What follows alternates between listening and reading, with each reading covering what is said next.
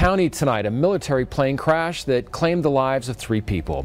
The EA-6B Prowler went down in a rural area between Harrington and Odessa. The plane was traveling from a naval base on Whidbey Island, performing a routine training drill. But after impact, this is all that was left. A debris field almost a half-mile wide and a huge crater in the ground. And tonight, the investigation into why the plane went down continues. KHQ local news reporter Kelsey Watts was in Lincoln County once again today. And Kelsey, I understand you have some new information about yesterday's crash.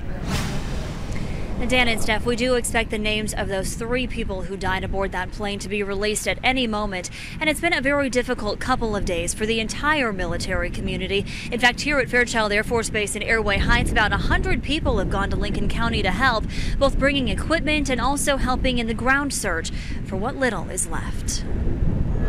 The fella driving tractor pointed up, said, "What's that?" And there's a big old black mushroom cloud coming up.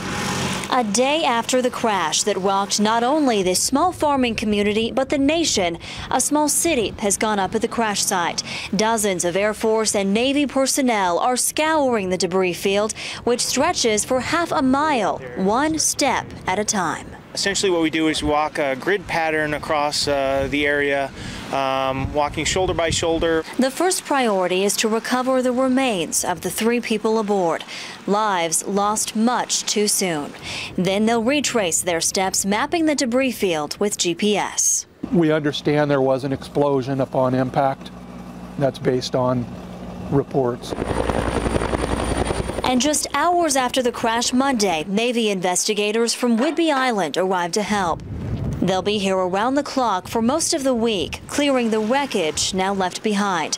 A representative from Dover Air Force Base will arrive to help with the dignified transfer of those lost on what should have been a routine training mission. What we're doing is making sure we're honoring fallen service members for their service to the country, and we're doing that in a very dignified and methodical fashion.